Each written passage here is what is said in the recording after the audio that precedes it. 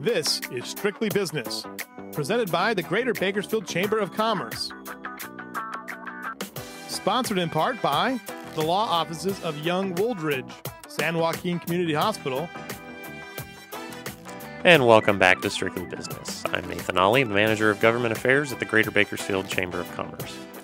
Most businesses these days are offering ways for employees to help save for their retirement, such as a 401k plan, and that's what we're going to talk about today with Debbie Charpentier. She's the CEO of Charpentier Wealth Strategies, and we're going to talk all about 401ks and why it's important. And I hope my wife is listening because she's really gung-ho about that 401k. So good morning, Debbie. Good morning. Okay, so it's a number and a letter. We know it. Everybody has to have one. What is a 401k plan?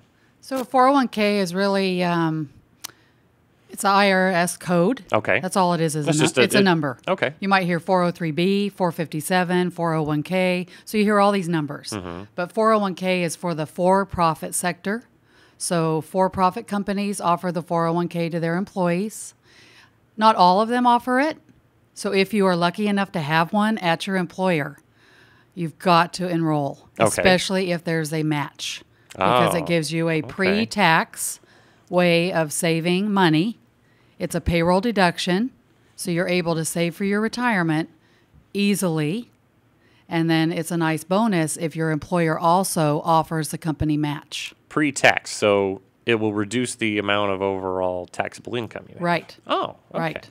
So, and I know that's one of the concerns that some people have is, if I put money into a 401k, it's taking money out of my paycheck and it's less for me to take home every month and I need that money now. Mm-hmm. So if you invest in a 401k, they think it takes too much. Why is that not necessarily the case? It is a balancing act. Mm-hmm. When I sit down with people and qualify them whether they should contribute to the 401k or not, you do need to go through your cash flow and make sure that it is realistic for your budget. So that's important. It's very important. Not everybody should contribute. I usually recommend that people have at least 6 months of an emergency fund, a rainy day fund, before they contribute to the 401k. So that is important. But the tax savings, as an example, say you put in $50 a payday into the 401k. Okay. You usually only miss about $35 out of your actual take-home pay. Oh, but you've invested $50. Oh, okay. So and then if there's also a match in addition to that, it's an even better investment. Okay. And when do we recommend that people, obviously as soon as possible, what's a good age to start a 401k? I've had, the earliest I've had was 18. Mm-hmm. I've had clients that started when they were 18. Very impressive. And I asked them, what makes you start the 401k so young? And they told me it was usually their parents or their grandparents had taught them, start saving early so that you will be set for life. Right. So, but it's never too late to start. Not really. I've also had people that have started in their 50s and early 60s. Mm-hmm. Their life was just the way it was, and they weren't able to until then. So it's always a good idea. So on average, what can someone save if they invest in a 401k? 401k, we have different limits, IRS limits every year. Okay. And it generally goes up with the cost of living each year, a little bit each year. Right now, the limit is $17,000. If you're over 50, you're able to put away $23,000.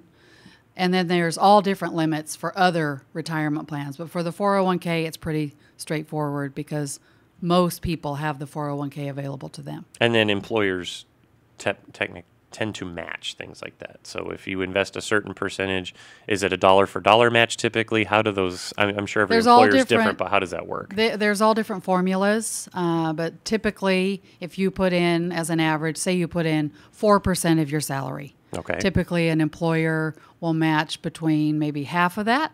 Some employers give the full dollar for dollar. When the economy, does slow down, that's the first place that an employer will often cut back. Sure. So, like I said earlier, if you have this available to you at your job, grab it now. Okay. Because the power of saving a dollar now in your future is very dramatic. Right. So the more you can save now, earlier, the more you'll have later. And it's very powerful what you can accomplish. So are there specific things you can use the money in a 401k for in addition to retirement? You can, a lot of 401ks have a loan provision. Oh, okay. So you're able to borrow, say, to pay for a down payment on your home. That's a very convenient way. The interest that you pay yourself back is usually very, very low.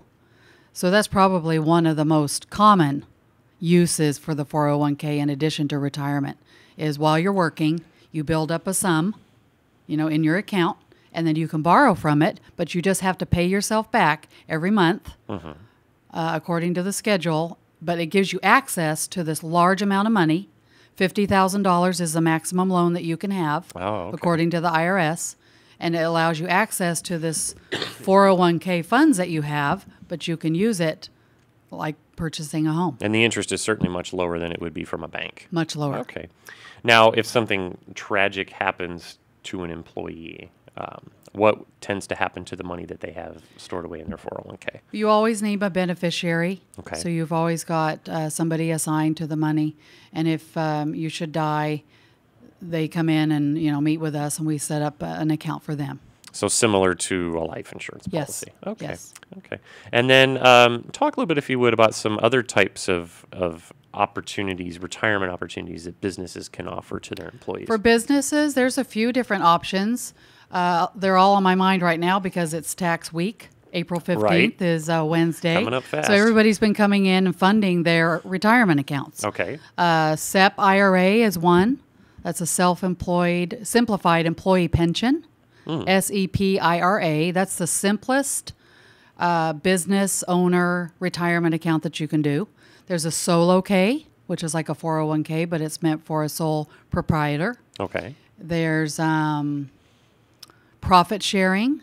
We have quite a few employers in town that use the profit sharing plan. That's another name. I think that's about all I can think of. And what right are now. some of the advantages to those plans as opposed to maybe a 401k? Sometimes the 401ks can get administratively expensive because you've got a third-party administrator who administers the plan. Those fees can add up, especially for a small employer. And so when I meet with business owners, we kind of map it all out and figure out what's the best option.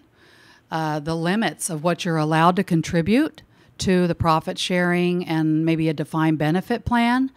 Sometimes employers can put in $50,000, $60,000, $70,000 for themselves in addition to what they can do for their employees. Wow. And that's very attractive. Okay. So does that answer your question? Yeah, I think it does. So what's the first step if I'm looking at a 401k? Where do I start? Everybody keeps saying it's one of those things you don't want to put off. It's like cleaning up the garage. I got to do this. I got to start saving for my retirement. What's the first step? What do you do? First step, when you start your job, when you're interviewing or when you get hired, make sure you ask human resources, when am I eligible? Sometimes there's a waiting period. Some employers allow you to join the first day of employment. Right. So hopefully that's what you have, but it's typically a year, a waiting period after you start your job. So you contact human resources and find out if there's a representative that you can meet with and have a one-on-one personal meeting. And then you're going to choose allocations, the investments that you're going to put your money into. You're going to choose the amount that you want to defer. So you want to make sure that you find out the match, if there is one. And you're going to assign beneficiaries like we talked about. So that's important that you know who you want to name. And those are the main things. Okay. And then the broker or financial planner will help you sort of guide your way through it. Now the money, and this is just for maybe I'm a little naive on it. The money that you put into a 401k is that broker then investing it? Is it just sitting in a bank account? What is there a risk of loss there? That's a good question. Typically you have a wide variety of either mutual funds or some kind of investment that you're going to put that into. Okay. And yes, there can be risk, because all of it goes up and down. Right. Bonds, stocks. Typically we have a stable value, which is like a jumbo CD which has a fixed interest rate assigned to it. For someone like you, you're young. I would advise you probably, after we went through a few questions, probably advise you to put in maybe a 80-20 portfolio, meaning 80% in stocks, 20% in more conservative investments. Okay. Because you want that money to be growing for your future. And yes, it can go up and down, but it's just really a loss on paper. So when you're right, because it's not coming out of your pocket every month trying to feed your family. But if you're younger, then the strategy is to be a little more risky with your investments because you have more time to make it up in case of loss. Okay. More time. And I'm sure that ever since the the downturn in the economy a few years ago, people are starting to be a little more conservative. Are we seeing more of a push to be a little more risky? You know, it's different for everyone. It's a very personal thing. Everyone I meet with, a lot affects how comfortable they are with risk, how they grew up with money, what's happening at home right now, how old their kids are the kids getting close to college? Is there a balancing act of the budget right now versus do some of the dollars need to be going to college soon? So it's a very personal thing. So obviously the best thing to do is to sit down with an expert and come up with a strategy that works for you. There's a lot that goes into the decisions. Great. Well, Debbie, anything else that our listeners might need to know about retirement planning and where they get going? Well, make sure you take advantage of a retirement plan. If you have one at work, grab it. And if you don't, start your own IRA. Okay. And you can do that at a bank. You can do that with someone like me. Any financial planner will help you get started. Start your own IRA or possibly a Roth IRA. Roth IRAs are another retirement tool that grow tax-free. And we all like tax-free. So that's another. And the difference between individual and Roth is just? Individual. Okay. Retirement account is where you can contribute money and possibly take a write-off on your tax return. Oh, I see. And it grows tax-deferred. Okay. But when you retire and you start drawing that money out, you pay tax on the income. Versus a Roth IRA is where you can contribute dollars, and it's always tax-free. Oh, okay. So great. Roth IRA, if I was going to push anything, that is very appealing to most people. Okay. Well, lots to think about. Certainly very important for everyone to start thinking about their future. You can't just, the days of just relying on Social Security are over. So, especially if you're in my age bracket, and who knows if it'll be around when I get to be 65. So, Debbie Charpentier, Charpentier Wealth Strategies, thank you so much for being here. Thank you. Appreciate it. Thank you, Nathan.